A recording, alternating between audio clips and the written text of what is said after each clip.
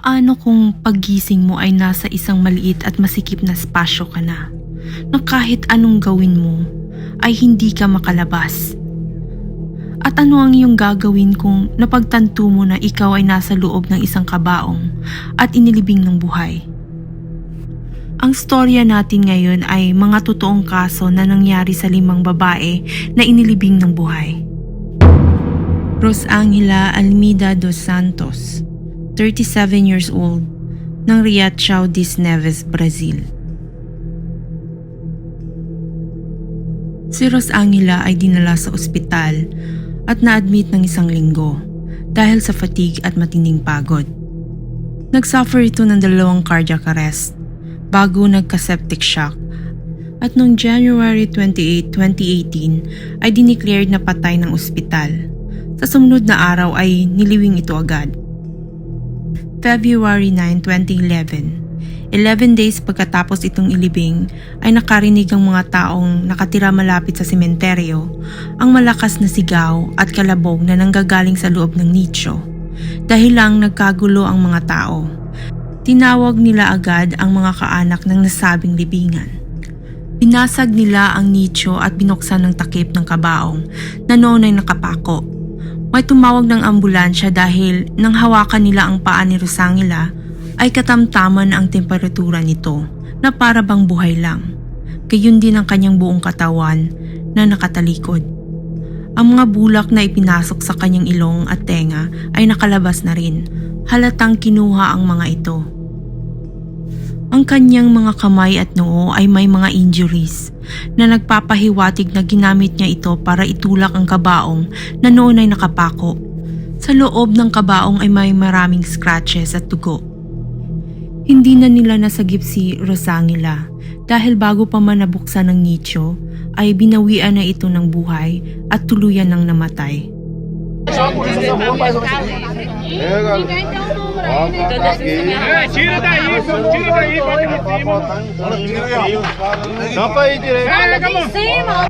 Natalia Pasternak, 54 years old, ng Russia. May 11, 2015. Si Natalia at ang kaibigang 82 years old na lola kasama ng kanyang aso ay pumunta sa isang kakahuyan para mangolekta ng birch sap. Isa itong inumin na nanggagaling sa puno ng birch.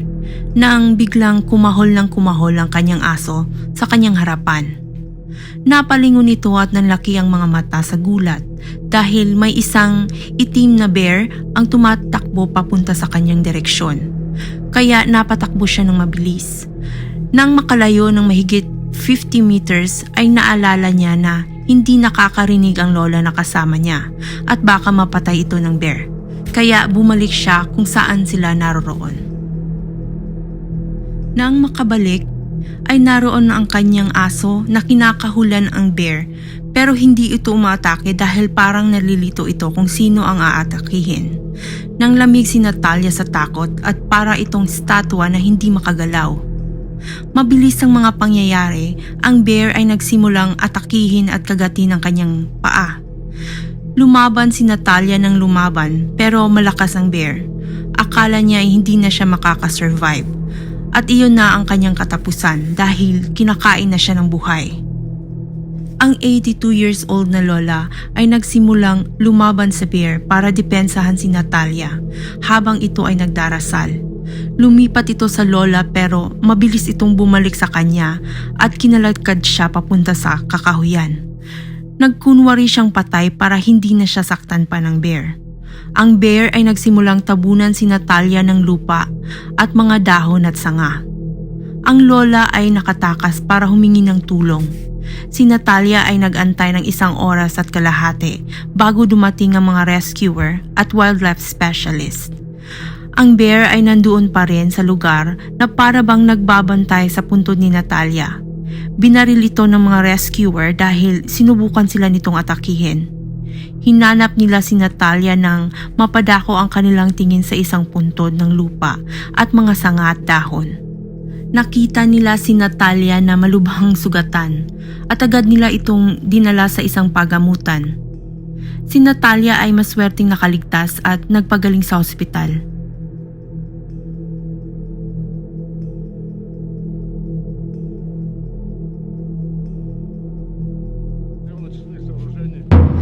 Michelina Lewandowska, 27 years old ng Huddersfield, Northern England.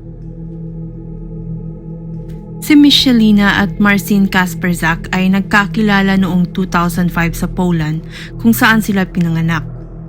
Nang sumunod na taon ay nagpropose si Marcin kay Michelina at ang dalawa ay nag-migrate sa England. Naging masaya ang kanilang pamumuhay ngunit nagiba si Marcin simula nang mabuntis si Michelina noong 2008. Palagi na lang nag-aaway ang dalawa pero gayunpaman si Michelina ay gusto pa rin silang magkaayos kaya kahit hindi na sila engage ay sinusuot pa rin nito ang singsing na binigay sa kanya ni Marcin. Kahit na hindi napunta sa kasalan ng dalawa ay nakatira pa rin silang dalawa sa iisang bubong. Dumaan ang maraming taon, si Marcin ay halatang ayaw na talagang makipag-ayos kay Michelina. Umabot na sa hangganan si Michelina kaya noong 2010 ay sinabi kay Marcin na gusto na nitong bumalik sa Poland.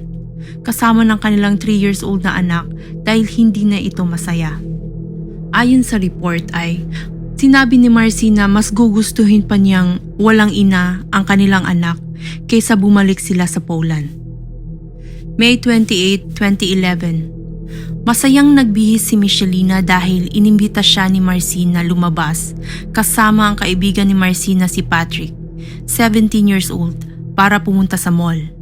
Iniwan niya ang anak na si Jacob sa nanay ni Marcin noong araw na iyon. Nang matapos itong mag-makeup ay bigla na lang siyang kinuryente sa lieg ni Marcin gamit ang 300,000 volts na stun gun.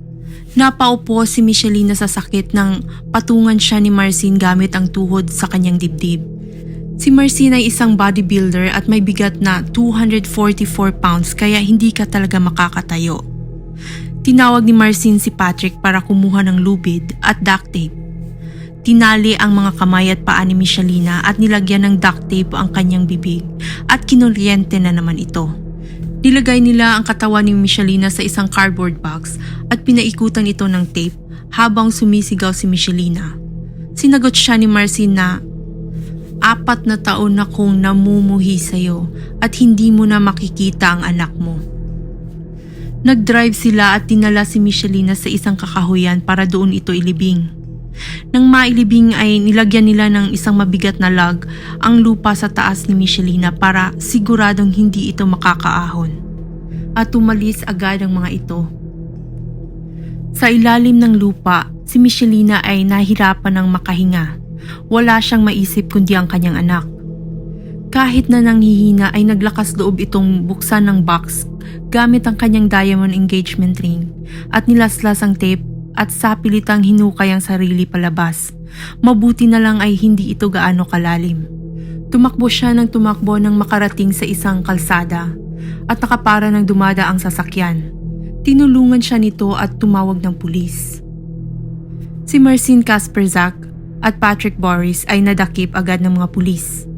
At noong January 2012 ay hinatulan si Marcin ng 20 years sa kulungan for attempted murder at kidnapping, habang si Patrick ay kinulong as a young offender for 4 years for kidnapping.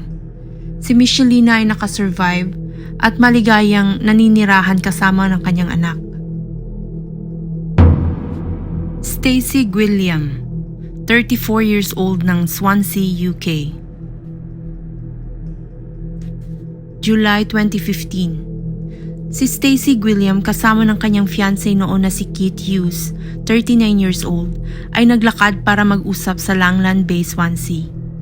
Naglakas ng loob si Stacey na makipagkalas kay Keith dahil dati pa itong nang-aabuso sa kanya at palagi na lang niya itong pinapatawad. Nag-aaway ang dalawa at nang nalaman ni Keith na binenta ni Stacey ang kanyang engagement ring na binigay nito sa kanya ay bigla itong nag-alboruto at sinakal si Stacey. Dahil sa bodybuilder ito ay hindi nakapanglaban si Stacey. Pinisil ng maigi ni Keith ang lieg ni Stacey na akala niya ay nabalian niya ito ng lieg dahil nawalan ito ng malay. Akala ni Keith ay success na napatay niya ang kanyang fiancé kaya nilibing niya ito sa hukay na malapit lang sa Langland Bay at umalis pagkatapos. Nagising si Stacey na takot dahil napagtanto niya na nasa hukay pala siya. Mabigat daw ang lupa dahil lang nahirapan ito sa paghinga at feeling niya ay parang namanhid ang kanyang buong katawan. Akala niya ay mamamatay na siya pero nagawa niyang gumapang gamit ang kanyang kuko at hinukay niya ang lupa hanggang siya ay nakalabas. Nasabat si Kit ng mga pulis dahil binangga nito ang kotse ni Stacy, sabay sabi na hindi niyo na siya makikita. Ang di niya alam ay buhay ito. Si Kit ay pinarusahan ng panghabang buhay na pagkakabilanggo with the possibility of parole after 8 years. Sa kasamaang palad ay namatay si Stacy noong November 2021 dahil sa komplikasyon sa pneumonia dahil sa pagkakalibing sa kanya. Nagsuffer din ito ng severe depression at anxiety. Young Suk-an, 42 years old ng Lacey, Washington, USA. October 16, 2022. Noong araw na iyon ay nasa bahay ni Young Suk-an si Chae Kyung-an, 53 years old, para pag-usapan ng kanilang divorce at finances nang hindi magkaintindihan ng dalawa. Gusto na niyang umalis si Chae sa bahay niya nang sundan siya nito sa kanyang kwarto at pinagsusuntok ng maraming beses sa ulo bago siya tinapon sa sahig. At pagkatapos ay tinali ang kanyang mga kamay at paa ng duct tape pati na ang kanyang bibig. Panandali ang umalis si Chae kaya nagkaroon ng pagkakataong tumawag si Young sa 911 gamit ang kanyang Apple Watch. Na-receive ng 911 operator ang kanyang tawag pero hindi siya makasagot sa mga tanong dahil naka-duct tape ang kanyang bibig. Kaya gumawa siya ng ingay para magpahiwatig na siya ay nasa kapahamakan. Somebody reporting.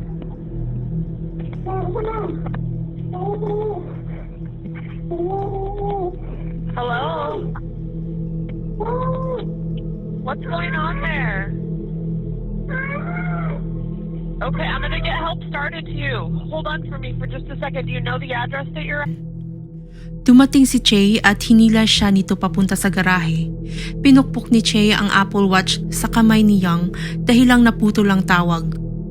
Naintindihan ng operator na nasa kapahamakan si Young kaya nilocate nila ang lugar gamit ang cell towers at nagpadala ng pulis sa bahay ni Young.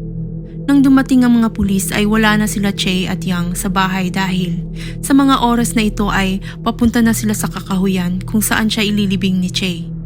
Ang mga pulis ay nag-issue ng missing person alert. Nang nakarating sila sa kakahuyan ay naghukay si Chae at pagkatapos ay sinaksak si Young sa dibdib at tinapon sa hukay. Tinabunan siya nito ng lupa at pinatungan ng isang mabigat na puno sa taas nito. Kahit hirap na hirap sa paghinga ay nasurvive ni Young ang ilang oras na pagkakabaon sa hukay hanggang matagumpay niyang napunit ang duct tape at nakaahon palabas. Tumakbo siya ng tumakbo ng mahigit 30 minutos hanggang nakakita ng bahay at nakahingi ng tulong bago mag-alauna ng madaling araw. Dumating ang mga pulis at dali-daling tumakbo si Young sa mga ito at sinabing, "Gusto akong patayin ng asawa ko." Sa araw din ng October 17, 2022 ay naaresto si Chae at kinasuhan ito ng attempted first-degree murder, first-degree kidnapping, first-degree assault at felony harassment to kill. Si Chae Kyung-an ay isang veteran ng Armed Forces at napag-alaman na ang motibo sa krimen ay ayaw nitong ibigay ang kanyang pensyon sa asawang si Young Suk-an.